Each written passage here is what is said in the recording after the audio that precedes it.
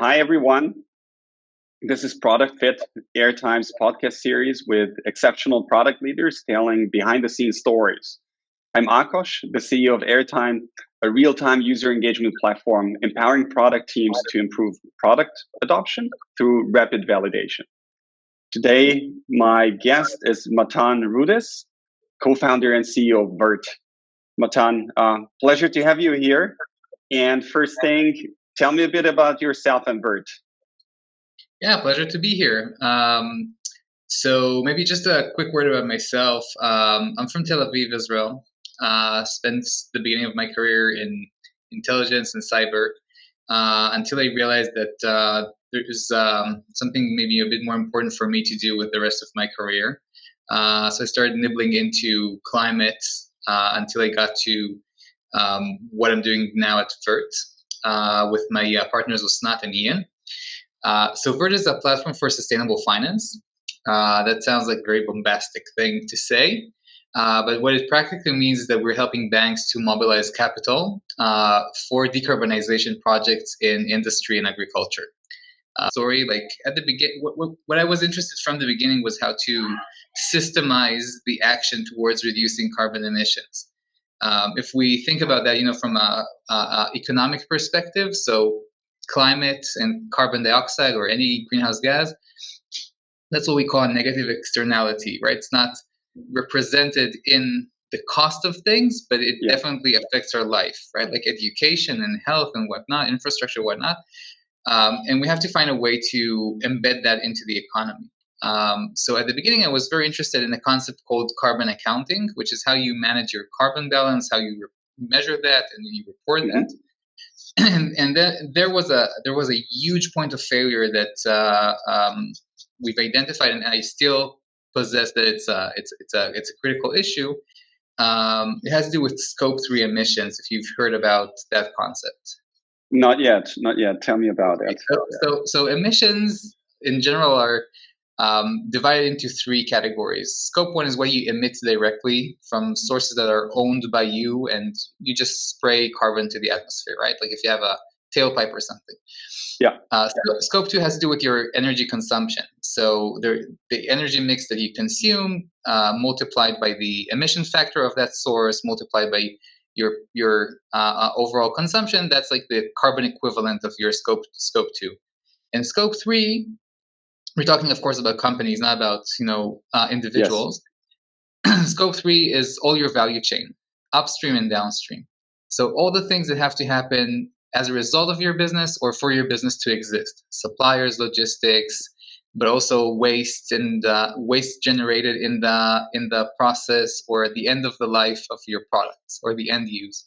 Like what we realized as a very basic problem in this Scope 3 issue is the fact that most of the companies in the world, most of the businesses, and accordingly most of the emissions that they create are deprived or unattended because they don't have the awareness, they don't have the money, they don't have the resources to get the tools and to get the solutions. And we took the same motivation that we had of reducing emissions through value chains, and we said, okay, how can we restructure the motivation? Like what would really make a change or a movement? And then we started diving deeper into two concepts. One is called carbon insetting, which is a story of itself, and the other is sustainable finance, or green lending, or low carbon transition loans. It has like a lot of names, but they all point more or less to the same thing. So we were just taking the same motivation and we're looking for the money trail to see how we can, maybe looping back to the beginning of the story, find a way to monetize this externality in a way that really creates action. It's a very difficult domain to validate ideas. No, like ultimately you have to somehow reach out to bank executives, company executives, like and secure some time with them to tell your idea, get their feedback. I was wondering what was your trick? How did you do that to get airtime from these people? Yeah, so interesting story. When we started thinking about that, I came across a tweet of one investor here in Israel, and basically what she wrote is that, like, a very short tweet. It was before you could write scrolls in Twitter. Um, she wrote like something like, "I really believe that fintech solutions that give added value to banks in climate, food, agri, and don't remember what was the fourth. They have like a real good raison d'être. They could exist." And I called her. I asked her, what do you actually mean? Like, how do you get to that point that they would want that thing? She said, okay, like it's my macro analysis, and I didn't really she didn't really have any good reference. I told her, okay, but what if let's say that you'd probably invest in something like that if that's your opinion, right? She's like, yeah, well, And I said, okay, how do you validate that? I asked the same question like you. And she said, well, basically, I would go to talk to the banks, and I asked, do you have any contact or someone you can refer me? And she said, not really. So I said, okay, thank you very much. Went on LinkedIn and basically started a one-man campaign on probably every person I could put my hands on who had sustainability in their job title in a bank. All sizes, like not all region was only like in the US and Europe, but that was like a prerequisite for me anyway. Mm-hmm. And I sent cold mails because I really had no connection to anyone in any bank at that time. And what I wrote is like I really give a very short introduction of who I am, what am I trying to do, or what am I trying to figure out. I wasn't suggesting anything. Like, I want to understand, how do you go about lending to decarbonization? Mm-hmm. And like, I made it very clear that I'm seeking advice. I want to hear how it's working today. I did mention that we're building something in this space, but like Yep. it was very clear that I'm not trying to sell anything. But by asking that, you were actually like sticking your finger in a wound, because I assume that you assume that they have a problem with green landing. Am I wrong? Yes, Am I wrong to assume that? yes and no. I mean, at that point, I didn't really have any idea if they have a problem or not. But I wanted to understand the mechanism. I think that was more important for me than understanding if there's a problem. It's like one step before. Like, Okay. how does it work? What are the purposes that you lend for? And also, like, it was a good opportunity for me to learn the lingo and to get a bit into the terms. Um, and and yeah, I mean, like, and definitely people had they just they did share problems. I mean, they kind of without really asking, by showing my interest in what they're doing, and asking one question after the other, like, you got to problems. And then like a few things started to come up repetitively from call to call, and I summarized everything. Like, to be honest, I'm not the best note taker in the world. I'm very compact, but in that case, I did a bit beyond my natural habits to write things down in my moleskin notebook, and I actually wrote down on Notion or something like that. Very But good. yeah, like I get my prize, right? But there were like a few things that started coming again and again and again from those interviews, and like the two distinct ones were, one, that we cannot address small medium businesses. We're limited only to large projects, but we would definitely like to.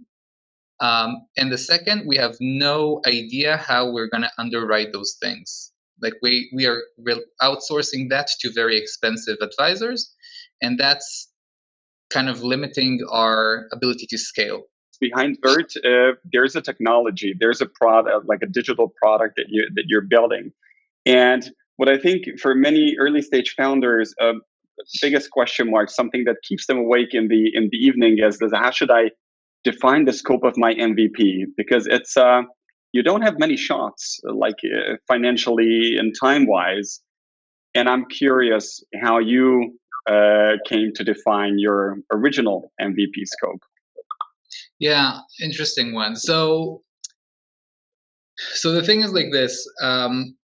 One of the difficulties for us in defining it was navigating between how we envision our super duper platform with all the technologies that we could pour inside, with all the integrations, with everything, plus all the dreams and all the emotions that we had towards that, and navigate from there to to the real definition of MVP, that it has to be minimal, it has to be viable or valuable, and it has to be a product. It could not be a real, it's not a service.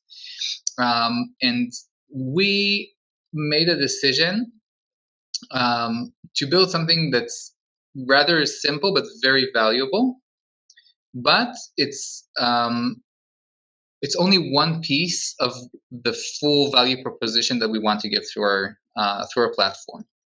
And basically what we built is a low-key carbon accounting platform that lets you interact super easy. Like, you don't have to know anything about carbon, you just have to know things about your business, and in a very short process, you figure out your emissions.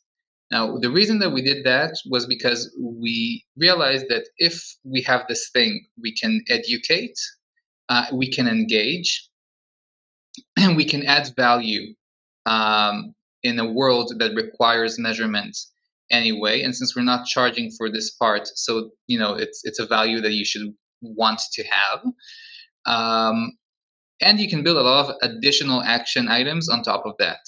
So there was like a concept in this MVP that let's build additional things on top of it.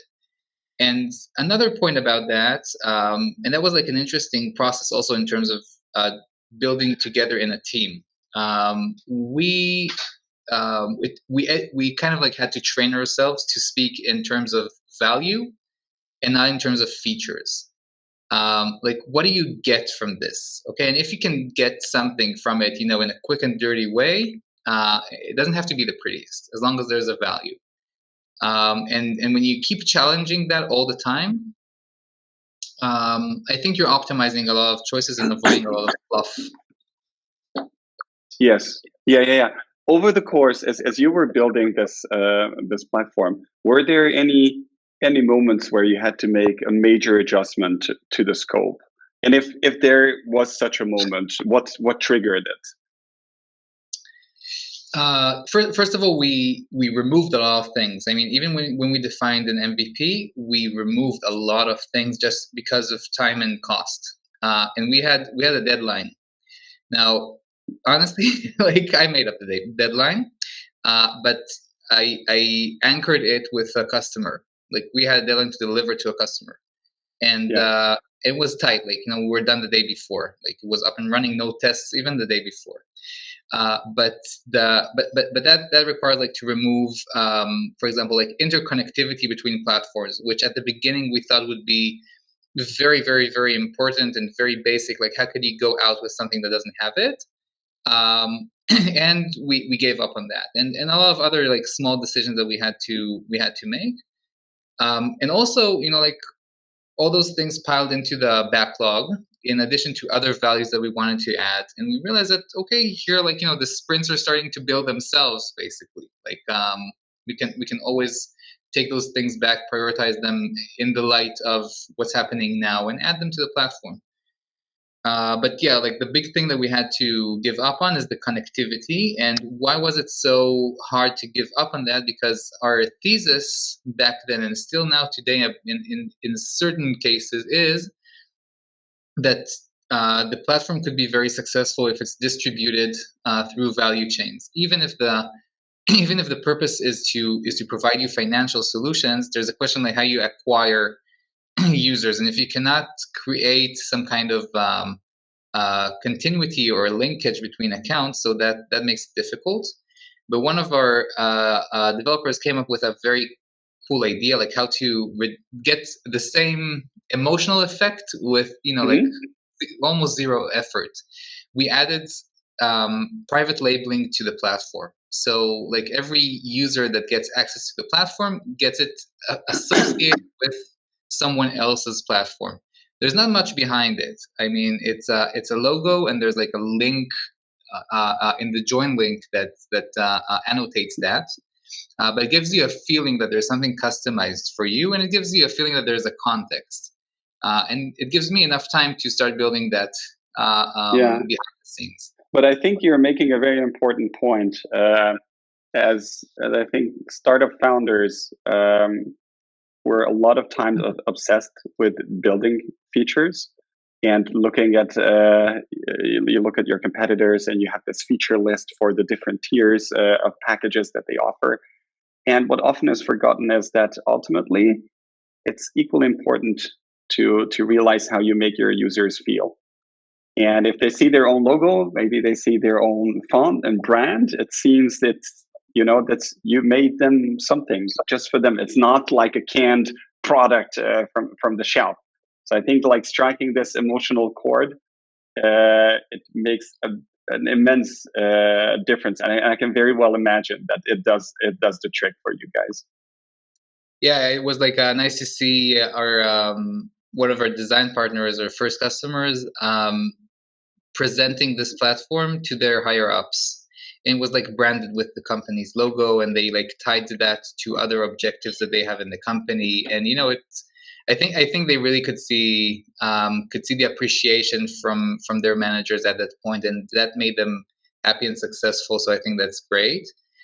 And maybe one more small point, just to that question. The constraints that we had also drove us to the question: what's the one thing that we do really well? Like, what are we the champions of the world in? And you come to realize that that's probably not a feature. It's not just one thing. It could be also very very fluid. Okay, we're the best in underwriting green loans. What does that mean? Okay, you can be the best in doing this manually. You can be the best in doing this with a model. You can be the best in doing this with AI, for God's sake. You can be the best in doing this, whatever, right? I'm But like, I'm happy we had the AI word in the podcast. no, we have It, to. We have it, to. it Like, needs to be in there. Generative, maybe, in putting in brackets. we're like already approaching like AGI, right? So We need to go to the last question because we're running out of time, and there's like another topic I'd like to get your opinion on and your experience with, and this is finding a new founder. And so you and Osnat, you were the two co-founders of Vert, and lately you found a third co-founder, Ian. And I think it's one of the most important decisions as an early stage founder when you bring like a third person or a new co-founder on board. And I'd like to get your experience and your approach, how you found the ideal person out there, and what was the thing that you worried the most about in this process. yeah. So maybe just to put things in order, I started alone, and then I met Osnat. Okay. And then so like I had the opportunity to already go through this process of deciding to partner with someone. And then when we decided to expand the team, so I mean that was after we both recognized a few things about ourselves and what we're doing well and what we're doing not so well. So there was like a clear definition of what are the skills and the capabilities that we're looking for. And the thing that happened, like, I mean, Ian's extremely competent, very talented man, but like the thing that was really important was that I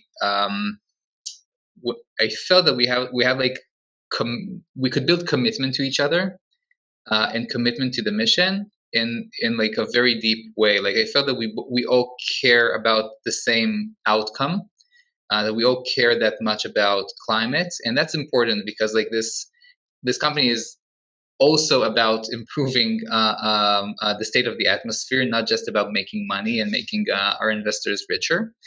The second thing was the ability to commit to this venture.